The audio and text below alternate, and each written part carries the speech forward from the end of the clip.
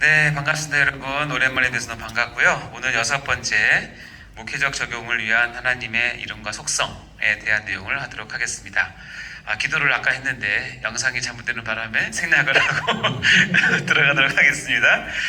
자, 저희가 지금 이제 앞에는 설명을 했었고 오늘부터 실로에 이제 본격적으로 들어가는데요. 어쨌든 저는 처음 무직신학을 접할 때, 교리를 접할 때, 실론을 배울 때 그 감격이 아직도 마음에 남아 있습니다. 야, 내가 하나님에 대해서 배웠다니 참 너무 감격하고 또 두렵기도 하고 기도도 많이 했던 기억이 나는데, 어쨌든 실론은 그야말로 하나님 그분 자체에 대해서 우리 배우는 시간이니까 우리의 어떤 신앙의 근본이 되겠죠.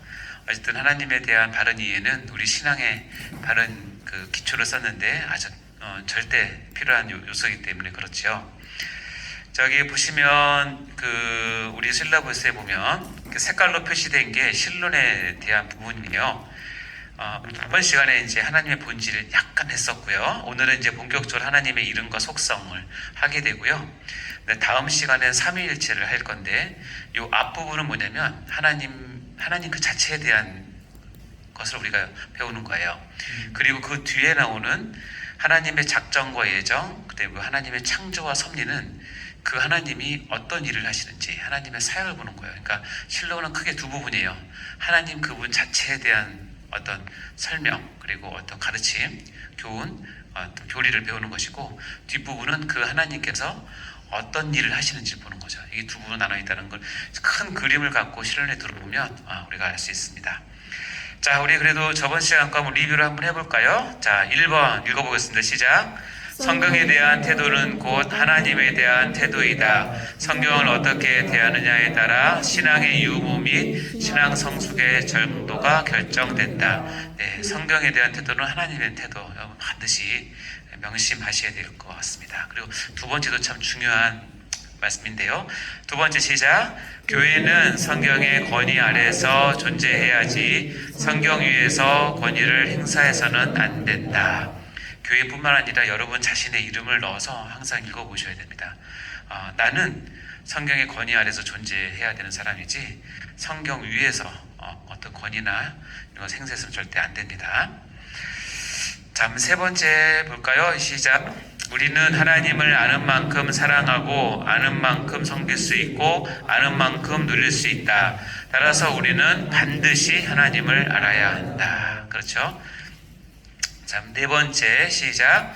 나의 신앙에 대한 정확하고 분명한 호칭 사용은 우리 신앙의 기본이며 나의 정체성에 대한 끊임없는 고백이다.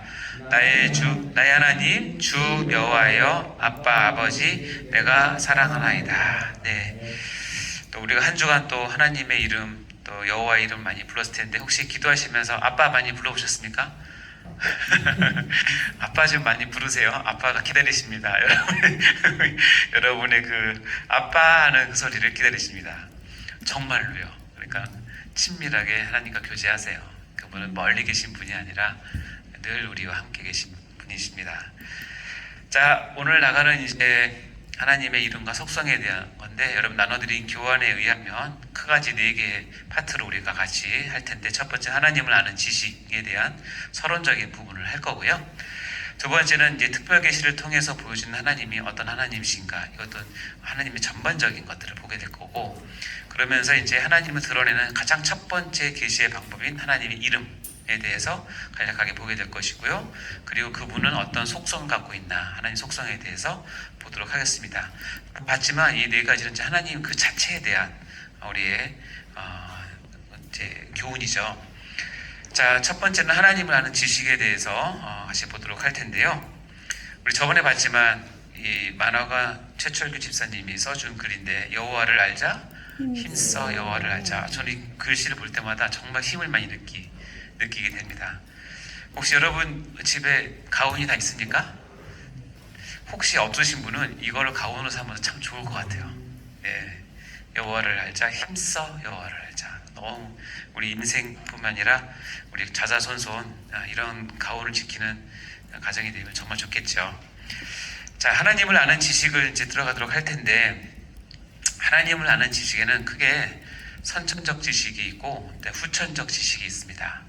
차이는 뭐냐면 선천적 지식은 이거 본유적 지식이라고 그래서 어떤 신에 대한 그리고 특별히 하나님에 대한 어떤 알문 모든 인간에게 다 내재되어 있어요. 그것을 이제 선천적 지식이라고 얘기를 해요. 이것의 근거는 뭐냐면 우리 인간은 어쨌든 다른 동물과는 달리 하나님으로부터 창조되었지만 다른 동물들은 그야말로 이제 육체로만 창조되었지만 인간은 육체와 거기에 하나님의 불어넣으신 호흡, 그래서 영혼을 가지고 있기 때문에 영혼이 하늘로부터 하나님부터 왔다는 것은 내 영혼 자체가 알아요. 본유적으로 알아요. 그래서 모든 인간은 본능적으로 자기 창조주 하나님에 대한 갈망과 궁금증과 그런 찾아감이 반드시 있어요. 그래서 인간 세계에서만 뭐가 있냐면 종교가 있는 거예요. 왜냐하면 다른 어떤 동물에도 이 영혼이 없기 때문에 이 본유적 선천적 지식을 하나님에 대한 지식을 가질 수가 없어요. 근데 선천적 지식은 모든 사람에게 다 내재되어 있지만 이 선천적 지식 하나만 가지고는 하나님을 제대로 알 수 없고 그리고 이것이 신앙으로 표현되거나 어떤 종교의 형태를 가질 수는 없죠.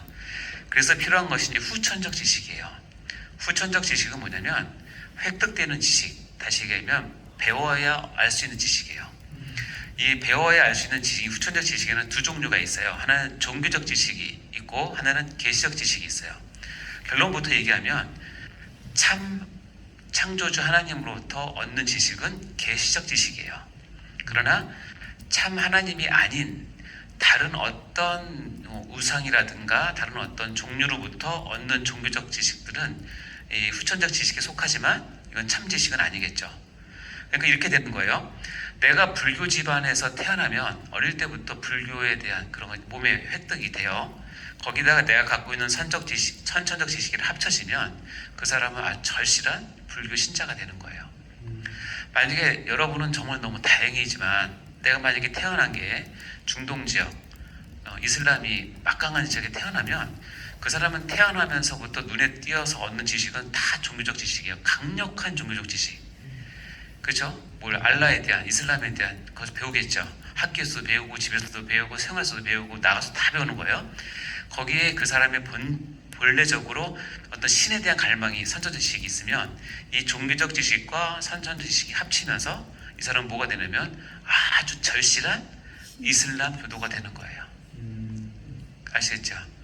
근데 너무 감사하게 하나님께서 특별히 은혜 주시는 사람은 뭐냐면 종교적 지식이 아니라 참 지식, 즉 하늘로부터 주신 하나님부터 주신 계시적 지식을 얻게 되고 이 계시적 지식을 얻은 것과 내가 하나님에 대한 갈망, 선천 지식이 합쳐지면서 뭐가 되면 내가 참 하나님의 성도로서 크리스천으로서의 어떤 정체성을 갖게 되는 겁니다. 그래서 우리가 여기서 한 가지 알아야 될 것이 뭐냐면 이 계시적 지식은 이제 계시이기 때문에 방향성은 하늘에서부터 나에게 오는 거잖아요. 그러니까 하늘에서부터 나에게 온다고 해서 이것은 그냥 내가 감나무 밑에서 입 벌리고 있어서 감 뚝 떨어지듯이 떨어지는 것이 아니라 이 계시적 지식도 어디에 속하냐면 획득되는 지식이에요. 배움으로써 얻는 지식이에요. 다시 얘기하면 계시적 지식도 공부를 해야 알 수 있는 거예요. 그러니까 이 계시적 지식을 자꾸 착각을 해서 내가 그냥 가만히 있고 그냥 마음만 뜨거우면 얻는다 생각하는 것은 오해예요. 이거는 지금 여러분은 이 계시적 지식을 아주 체계적으로 배울 수 있는 특권을 가지고 이 학교에 와서 지금 배우는 거잖아요. 그러니까 여러분께 권한하는 건 뭐냐면 여러분의 이 참 지식, 하나님이 주신 참 지식인 계시적 지식을 열심히 배우셔야 돼요. 공부하셔야 돼요. 그건 하나님에 대한 어떻게 나의 봉사라고 생각하시고 열심히 하셔야 됩니다. 따라서 이 전도와 양육의 중요성이라는 것이 뭐냐면 어떤 한 사람이 특히 우리나라처럼 이게 다 종교가 이제 오픈되어 있는 개방되어 있는 사회에서는 누가 먼저 이 종교적 지식을 주느냐 아니면 어떤 기적 지식을 주느냐에 따라서 그 사람이 빨리 크리스천이 될 수 있고 아니면 처음부터 불교나 다른 종교에 빠질 수 있어요. 그러니까 전도와 양육은 뭐냐면 계시적 지식을 정확히 알려줌으로 해서 그 사람이 속히 하나님의 백성이 되게 해주는 중요한 역할을 감당하는 거예요. 그래서 이 선천적 지식과 후천적 지식을 통해서 우리가 하나님을 알게 됩니다. 자, 볼까요? 신명기 6장 6절 9절 여러분이 잘 아시는 말씀이에요. 여기 보면 색깔 있는 걸 보시면 오늘 내가 네게 명하는 이 말씀은 너는 마음에 새기고 자녀 부지런히 가르치고, 다음에 쭉 보면 집에 있을 때든지 쭉 일어날 때든지 이 말씀을 강론하고, 너는 또 그것을 내 손목에 매어 기호를 삼고 내 미간에 붙여 표로 삼고 내 집 문설주와 바깥문에 기록해라. 자, 하나님의 말씀이에요. 계시적 지식이고 참 하나님의 말씀인데, 이것을 어떻게 우리가 받아야 되냐면 새기고 가르치고 강론하고 삼고 기록하면서, 이건 다 뭐예요? 내가 정말 노력을 해야지 얻을 수 있는 거라는 거예요. 하나님 말씀도 우리의 상당한 노력이 필요해야 노력한 만큼 우리가 얻을 수 있다는 것을 꼭 기억하셔야 돼요. 참 재밌는 건 내 손목에 매며 기호를 삼으며 내 미간에 붙여 표로 삼고라는 이 말을 우리는 이제 상징적으로 듣지만 유대인들은 이걸 실제로 해요. 제가 이스라엘에 가서 보니까 이런 사람들이 많더라고요. 이마에다가 이렇게 하고 손목에다가 말씀을 넣어서 맵니다. 진짜 이렇게, 예, 저 말씀 때문에. 참 유대인들 대단하죠? 그러면서 자기들은 하나님 말씀 지킨다고 생각합니다. 근데 그 말 뜻이 그게 아닌데. 자, 어쨌든 이 선천적 지식과 후천적 지식을 통해서 우리가 하나님을 알아가는 지식을 얻게 되는데, 우리가 한 가지 반드시 알아야 될 것이 있는데 뭐냐면 거기에는 인간의 한계가 반드시 존재한다. 아무리 뛰어난 신학자라도, 또 아무리 영성이 깊은 신앙 일을 하더라도 우리가 아는 하나님의 지식은 항상 한계가 있을 수 있다. 한계가 있다. 기억하시고, 내가 하나님을 내 머리로 다 안다라고 생각하면 절대 안 됩니다. 아시겠죠? 여러분 실감하시죠? 시험 보시면 내가 다 모르는구나. 그렇지 않습니까? 자, 시편 139편 6절 읽어볼까요? 시작. 이 지식이 내게 너무 기이하니 높아서 내가 능히 미치지 못하나이다. 이게 우리의 고백입니다. 저도 하면 할수록 절실히 느끼고, 제 박사 논문 준비하고 있는데 내가 이렇게 무식했구나 그걸 다시 한번 새삼스럽게 깨닫습니다. 정말 그래서 너무 신나요. 신나지 않습니까? 배울 게 더 많으니까 너무 재밌어요. 자, 그럼 이제 이 특별 계시를 통해서 보여주신 하나님은 어떤 하나님이신가를 이렇게 정리를 해놨습니다. 신학자들이 정리해놨는데, 이 내용을 아는 것도 중요하지만 그 내용이 뜻하는 바 의미가 중요하죠. 자, 특별 계시를 통해서 하나님은 이렇게 우리가 표현할 수 있는데, 하나님은 순수한 영이시다. 하나님은 인격적인 신이시다. 하나님은 무한 완전한 신이시다. 하나님은 유일하신 신이시다. 우리가 하나님에 대한 이렇게 표현을 할 때 이것은 우리가 늘 다가오는 겁니다. 그렇구나, 하나님은 이렇구나 하는 것을 우리가 알 수 있죠. 한 가지 잠깐 본다면 하나님은 순수한 영이세요. 그래서 요한복음 4장 24절 말씀 읽어볼까요? 시작. 하나님은 영이시니 예배하는 자가 영과 진리로 예배할지니라. 하나님은 영이시라서 예배하는 자가 영과 진리로 예배해야 될 거라고 얘기합니다. 하나님은 영이신데 순수한 영이세요. 그래서 두 가지를 우리가 좀 생각을 해볼 수 있는데, 하나님을 만약 색깔로 표현한다면 하나님은 단색이세요. 하나님은 항상 하나님이 유리한 상황에도 단색이시고 하나님이 불리한 상황에서도 단색이세요. 하나님이 칭송받을 때도 그 색이고, 하나님이 업신여기고 하나님을 막 이렇게 배반할 때도 똑같은 색이세요. 하나님이 모든 것에서 단색이세요. 뚜렷하세요. 그래서 하나님께서 싫어하시는 게 있는데 뭐냐면 잡색 신앙생활하는 사람 싫어하세요. 하나님은 단색이시기 때문에 우리에게도 뭘 요구하시냐면 단색을 요구하세요. 내가 기분 좋을 때도, 내가 기분 나쁠 때도, 내가 유리할 때도, 불리할 때도, 내가 평안할 때도, 내가 위급할 때도 우리는 하나님에 대한 신앙은 같은 색깔, 같이 나타나는 뜻이에요. 이것은 굉장히 중요한데요. 요한계시록 3장 15절 16절 볼까요? 시작. 내가 내 행위를 아노니 내가 차지도 아니하고 뜨겁지도 아니하도다. 내가 차든지 뜨거든지 하기를 원하노라. 내가 이같이 미지근하여 뜨겁지도 아니하고 차지도 아니하니 내 입에서 너를 토하여 버리리라. 여기 보면은 여러분 음식 먹고 토해 보신 적 있어요 최근에? 토할 때 기분 좋죠? 이거 토하 너무너무 괴롭지 않았습니까? 근데 너무 힘드니까 이제 토하면 좀 시원한데, 여러분이 아무리 뭐 한 코스당 뭐 20만원, 30만원짜리 음식을 먹더라도 그걸 먹고 나서 만약에 얹혀가지고 밖에 나가서 토해내면, 내가 아무리 비싸게 돈 주고 먹은 음식이라도 토해낸 음식을 다시 주워 먹진 않죠. 그런 사람 없을 거예요. 그렇죠? 왜 그러냐면 토한다는 것은 가치가 떨어졌다는 뜻이에요. 이 음식이 30만 원짜리 음식인데 내 위로 들어갔다가 내가 그걸 못 받고 토해내면 가치가 정확히 말하면 0이 되는 게 아니라 마이너스예요. 왜냐면 토해내고 그걸 피하니까. 근데 왜 하나님이 토해내신대요? 누굴 토해내냐면 차지도 않고 뜨겁지도 아니해서 뭐한 사람? 미지근한 사람. 다시 얘기하면 단색이 아니라 잡색 신앙생활을 하면 하나님께서 뭐 하신다? 토해내신다는 거예요. 교회에서는 이런 기준 갖고 생활을 하고, 회사 가면 이런 기준 갖고 살고, 집에 가면 이런 기준 갖고 살고, 어디 모임 가면 이런 기준이 다 다르잖아요. 하나님께서 뭐라고 생각하시면 잡색이네 이렇게 생각하시는 거예요. 절대 그런 사람 하나님 쓰지 않습니다. 우리는 죽으나 사나 오직 예수 그리스도, 하나님에 대한 신앙으로 단색이셔야 돼요. 어디에 있든지 어느 장소에 가든지, 혼자 있든지 같이 있든지, 내가 유리하든지 불리하든지.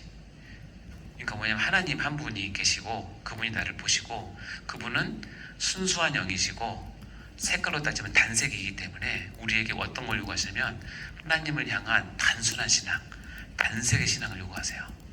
미지근해가지고 찬 거 같지도 않고 더운 거 같지도 않고, 여기 가면 그리스도인 것 같고 저기 가면 아닌 것 같고 이렇게 생각하시면 절대 안 됩니다. 그러니까 여러분 사역자가 되실 분들은 성도들이 신앙생활을 바로 하기 위해서, 여러분 하나님 말씀을 깨닫고 신앙생활 바로 하는 사람은 쉽지 않아요. 다 누굴 먼저 보냐면 나를 지도하는 지도자를 먼저 봐요. 그게 훨씬 더 가깝거든요. 여러분 전도사 아니면 목사, 그 제일 중요한 담임 목사님이겠죠. 그분들의 삶을 보고 제가 따라가지 처음엔. 근데 나를 지도하는 목사님이나 전도사님이 이랬다 저랬다 한 걸 딱 느껴지잖아요. 절대 그 사람은 신앙 안 가요. 눈치를 보게 됩니다. 단색이셔야 됩니다. 아멘. 네. 자, 또 하나님은 순수한 영이시니까 보이지 않으세요. 하나님은 보이지 않는 영이세요. 그래서 하나님께서 아주 질색팔색하는 게 있는데, 보이지 않는 하나님을 보이게 표현하는 것을 가장 싫어하세요. 웰컴, 어서 오세요. 그래서 하나님을 섬기되, 하나님은 보이지 않는 하나님으로 섬기셔야지, 보이지 않는 하나님을 보이게 만들어 놓고 섬기면 하나님이 그것을 가장 싫어하세요. 근데 왜 이렇게 우상을 만드냐면, 인간은 눈에 보이지 않으면 없다고 생각하거나 답답하다고 생각하거나 오래 못 견뎌요. 보이지 않으면. 인간은 뭐냐면 눈에 보이고 손에 잡혀야 그것이 확실하다고 생각하고 오래 가거든요. 근데 이 유혹에 다른 것들은 그렇게 해도 되지만 신앙을 그렇게 하시면 절대 안 돼요. 신앙은 어차피 본질은 뭐냐면 보이지 않는 하나님을 보이지 않는 믿음으로, 보이지 않는 은혜를 붙잡고 보이지 않게 살아가는 게 신앙이기 때문에, 그걸 표현하려고 자꾸 하시면 우상에 빠지게 돼요. 그리고 하나님 우상 숭배를 가장 싫어한다고 성경은 맨날 얘기하시잖아요. 그래서 순수한 영이시기 때문에 형상으로 만들어서 하나님을 보기 시작하는 것은 절대로 하나님께 금지하세요. 어떤 형상이든지, 그게 십자가든지 성경책이든지 상관없어요. 십자가가 하나님 아니잖아요. 그렇죠? 성경책이 하나님 아니잖아요. 똑같습니다. 그래서 하나님은 보이지 않는 하나님을 보이는 형상으로 바꾸는 것을 싫어하신다. 싫어하시는 정도가 아니라 여러분 혼납니다. 시편 115편 4절과 8절 볼까요? 그들의 우상은 얘기합니다. 그들의 우상을 성경이 어떻게 정의하고 있냐면 은과 금이라는 거예요. 그러니까 우상은 귀한 걸로 만든 건 사실이에요. 근데 정의가 뭐냐면 사람이 손으로 만든 것이에요, 결국은. 따라서 하나님은 사람 손으로 만든 것이 될 수가 없죠. 그러면서 밑에 보면 우상의 특징을 얘기합니다. 뭐예요? 입이 있어도 뭐예요? 말하지 못하고, 눈이 있어도 보지 못하고, 귀가 있어도 듣지 못하고, 코가 있어도 냄새 맡지 못하고, 손이 있어도 만지지 못하고, 발이 있어도 걷지 못하고, 목구멍이 있어도 작은 소리조차 내지 못하는 게 뭐예요? 우상이에요. 근데 그 밑에 보면 이 우상을 만드는 자들과 그리고 그 우상에 의지하는 자들은 다 이와 똑같다는 거예요. 다시 얘기해서 우상을 만들거나 우상을 의지하는 사람은 눈이 있어서 보는 것 같지만 절대로 볼 걸 못 보는 거야. 눈뜬 장님이죠. 귀가 있지만 정말 들을 거 못 듣는 사람들이고, 그렇게 얘기하는 겁니다. 따라서 하나님은 보이지 않는 순수한 영이시기 때문에 우리 눈에 보이는 형상화시키는 것은 하나님께서 절대 금지하신다.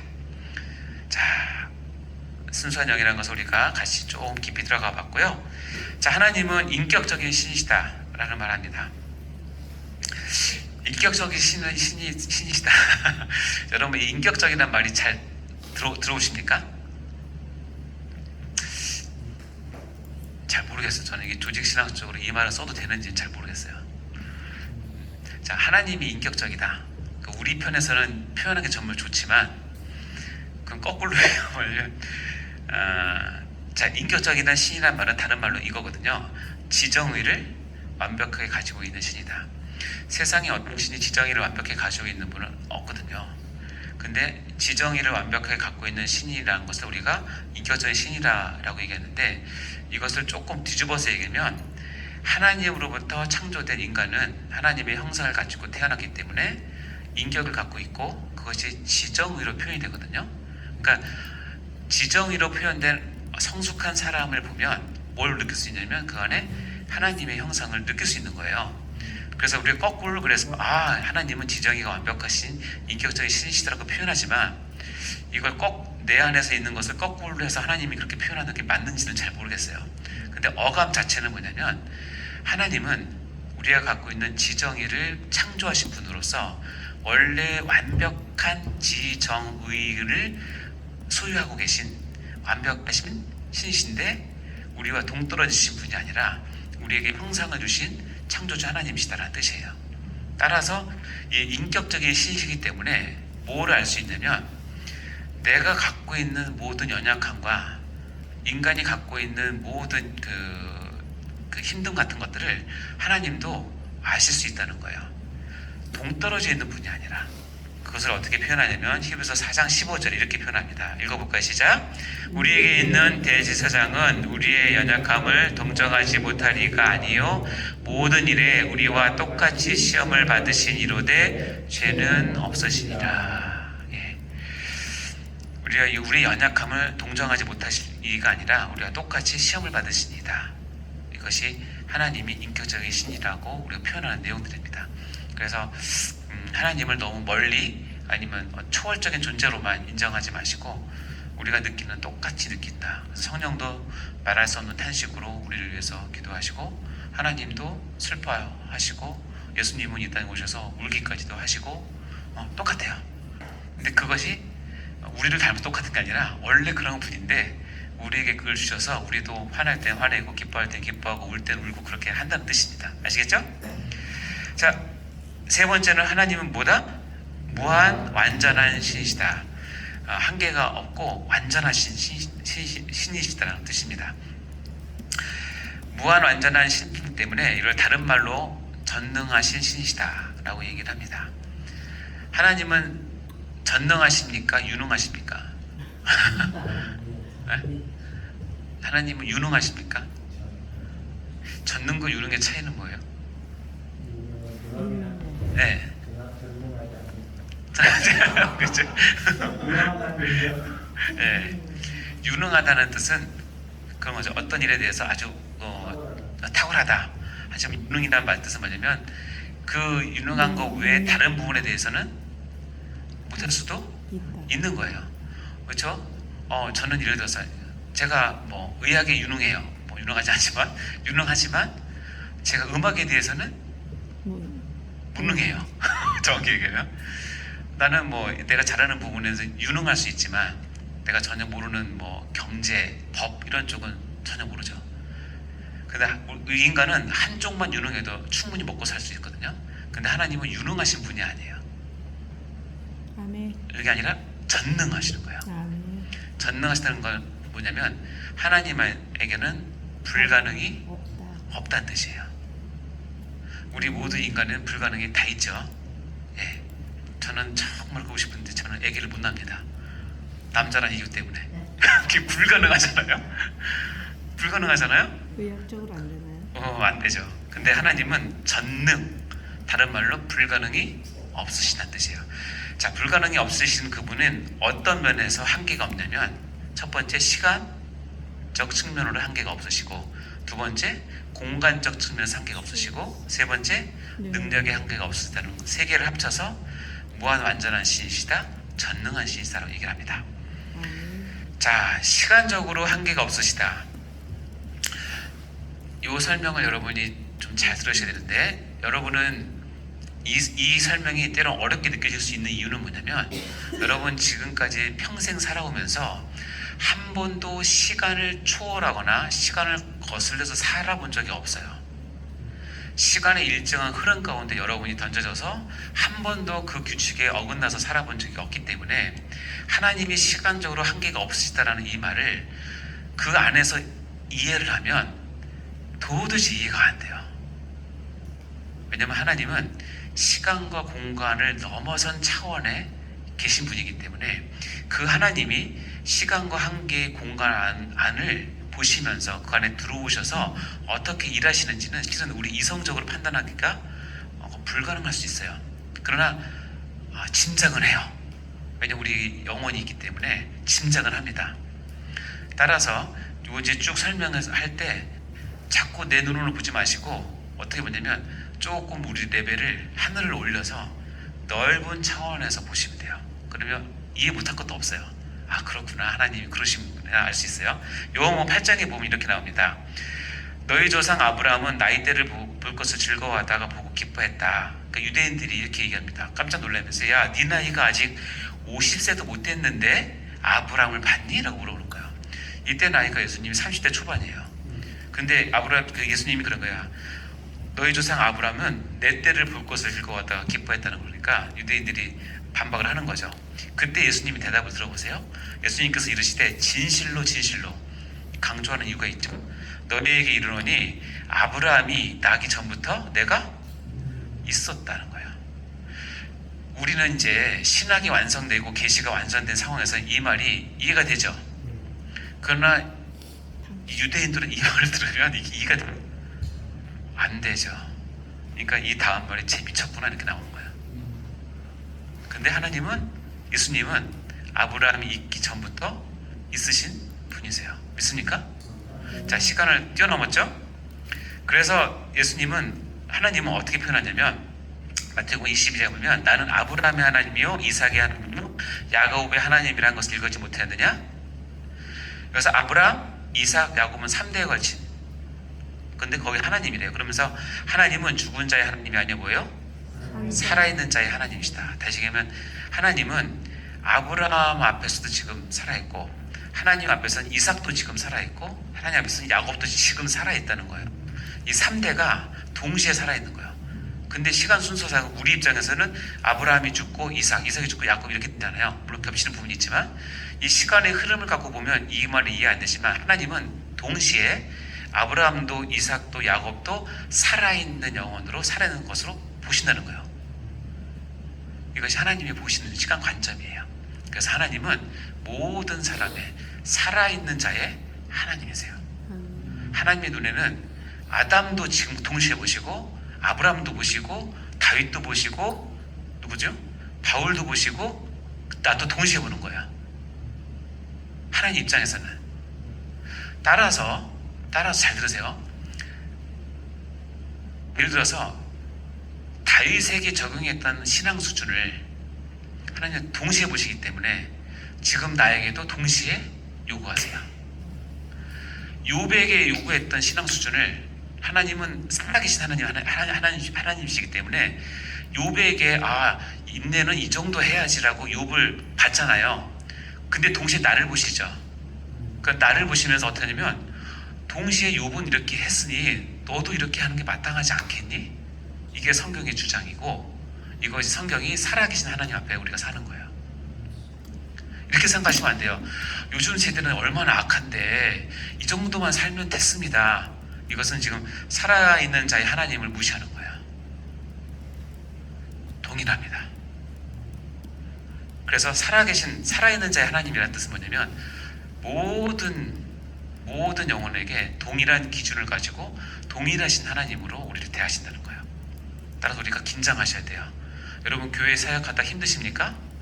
사도 바울에게 어떻게 대하셨는지 생각하시면 돼요. 사도 바울이 어떻게 교회를 섬기는지 생각하시면 동일한 기준으로 나에게 그것을 요구하신다는 거예요. 그러니까 여러분 긴장하셔야 돼요. 그것이 살아계신 하나님, 시간적으로 한계가 없으신 하나님을 우리가 믿는 것입니다. 잠깐 쉬었다가 두 번째 강의 시작하겠습니다.